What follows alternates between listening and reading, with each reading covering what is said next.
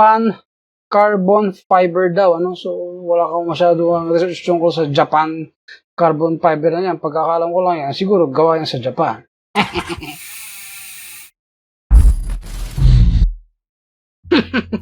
Hello, what's up, mga sipa?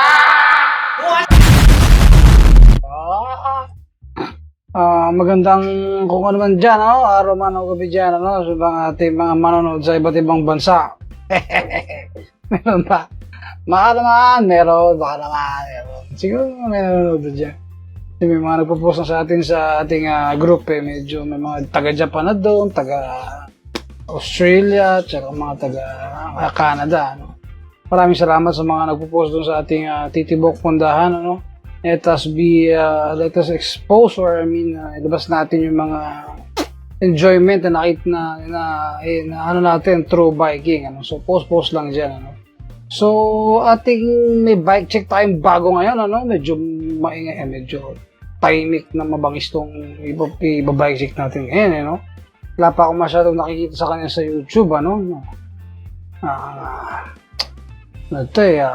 Pinewood Monza.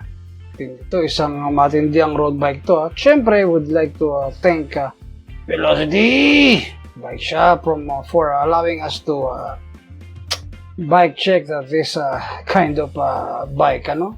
It is available nga pala sa iba-ibang kulay, ano? Meron siyang medyo pula, tsaka may pagka-lime, ano? Green, at may pagka-lime ang dating, at silver, no? So yun yung nakita kong available sa kanyang na colors na available dun sa kanyang FB page, ano? So ilalagay ko na lang yung FB page na sa description below para mabisita nyo yung availability niya at saka yung iba pang specs. Pero syempre i-indicate naman natin yan sa ating vlog, ano?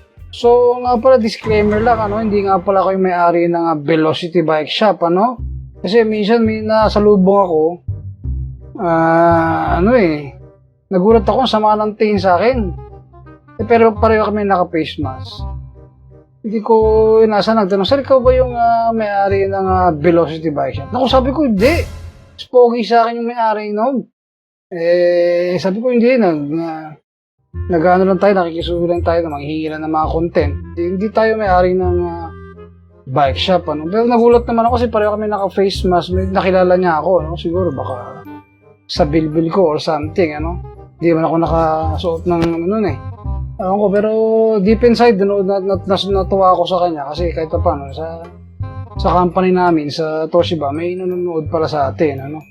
So, kung sino ka man, taga Toshiba, ano? Salamat sa panonood mo, no? Shoutout sa iyo! Mag-sino ka man! Comment ka naman dyan, tol. Baka naman, pwede ka mag-comment dyan. Makilala naman kita, ano? Bale, simulan natin yung ating video. Baka umaba pa sa puro kwento, ano? Yun tayo sa ating bike check, ano? Let's start na, ano?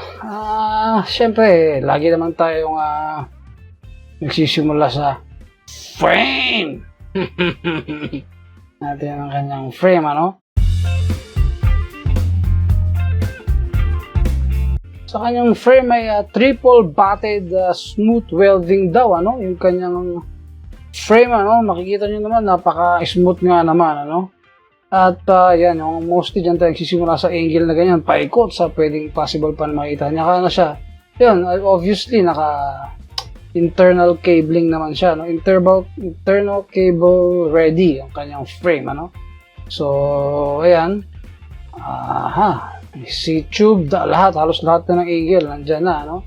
At specifically, the size is 50 centimeters, ano? Medium, no? Ayan yung kanyang, mayroon din palang battle seat post sa, ano? At yan yung sizing, ano? Kung gusto nyo mag-check ng sizing ng road bike, ayan, sundan nyo lang yung ating chart na nakita sa internet, ano? Obviously, it is a 50 centimeter of length, siguro, seat post length yan, ano? So, yan, ano? Sala tayo. At yung kanyang type of aluminum na ginamit is aluminum 6061, ano? Dito tayo sa top tube, papunta sa taas, ano? Papunta sa headset, ano? Headset nga ba? Punta rin sa head tube. Ang tete pa yun, nalilimutan pa yun. So, ayan, ano? Two-tone painting design daw ang kanyang ginamit na style of a painting, ano? So, two-tone nga naman, which means parang two type of colors na ginamit sa isang frame, ano? Parang ganun yung meaning ng two-tone, ano? So, yan, Monza, ano? Nung hinawakan ko kayo, medyo may pagka may mala texture na matindi-tindi. Nandito tayo ngayon sa seat stay niya, ano? Seat stay niya is, yun na, designed for climbing geometry daw, ano, na may pagka-aero nga kasi mostly sa mga modern design, nakababa na yung seat stay sa seat tube, ano, parang gano'n yung mga modern design na. Ito naman yung chain stay niya, ano, ayan. Okay? Meron pa tayong video sa kabilang angle. So, almost all the angles ng frame, nakita nyo na, ano? Yan naman tayo palagi, hanggat naikutan natin yung bike, papakita natin sa inyo, ano? Next would be the fork, ano?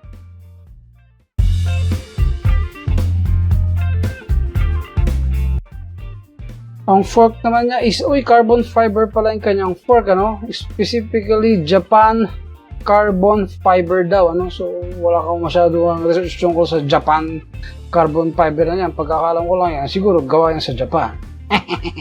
Yun lang, hindi pa tayo, kasi maraming uri ng carbon, no? Another would be, it's a cockpit.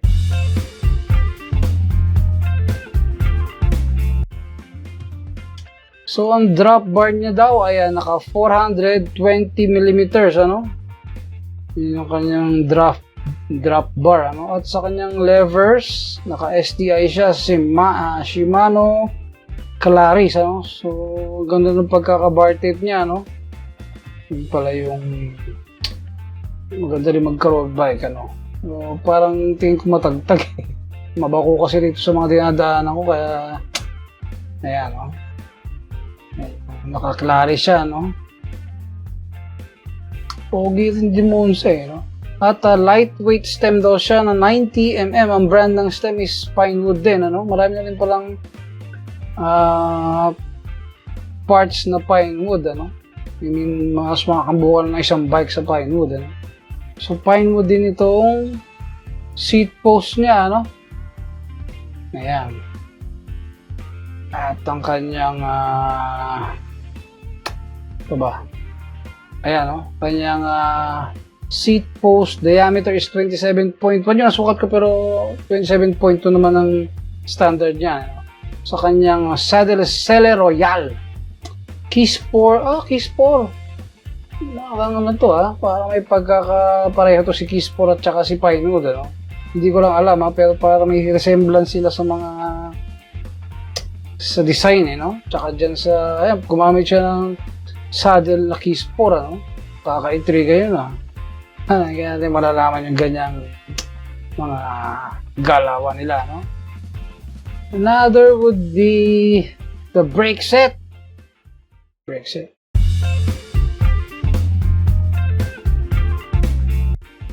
Naka ZSTAR siya, no? Sa front side at sa rear side, ano? Mostly naman ganun, no? Kung ano nasa front, yun din ang nasa rear. Ewan ko lang kung anong reason para mag-iba, ano? Hindi ko alam. Pero syempre dapat ganun, ano? So, front and rear na ZSTAR na V-brakes.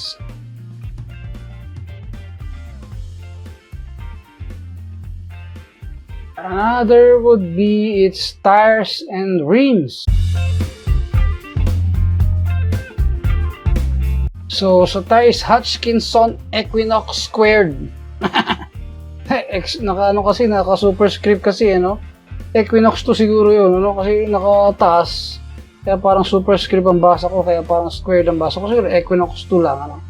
Hutchinson Equinox 2. Yan. At ang Pinewood yung brand. Sa alloy niya is 700C 40mm. Sa front is 20 holes. As sa rear ay 24 holes naman, ano? So, ganun pala sa mga road bike, ano? Hindi ba tayo masyadong, ano dyan, okay? Another part din kanyang drivetrain, no? So, So, sa drivetrain naman is naka Shimano CLARIS R2000. Wow! So, naka-CLARIS na ang kanyang FD, ano? Sa crank arm, sa crank niya is PROWHEEL ounce, ano? Na may 34 teeth and 50 teeth yung tubay niya na crank, ano? 110 mm ang BCD niya, no? So, naka-CLARIS na. Sa FD, sa RD, most probably sa chain and cogs na rin, ano?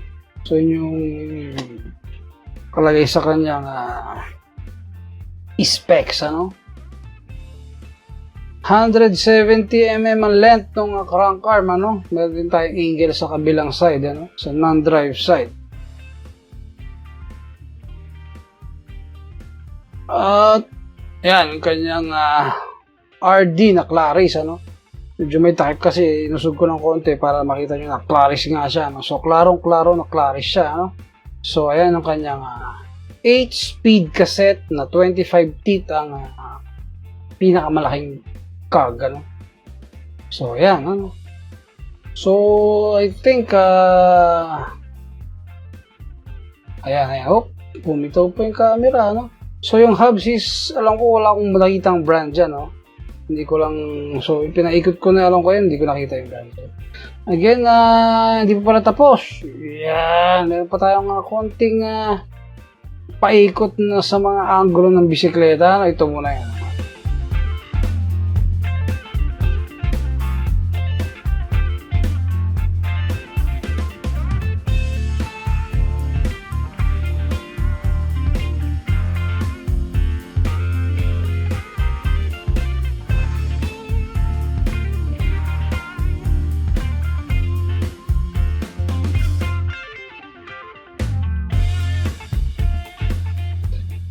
Okay, that will be all for now mga kasipa. I hope na kahit pa paano ay nakapag-introduce or nakapag-inform tayo ng konti sa inyo, lalo na sa mga sa panahon ngayon na marami ang gustong bumili ng bike. At least you can isama nyo to sa mga options nyo na pagpipilian, ano? Again, you can always choose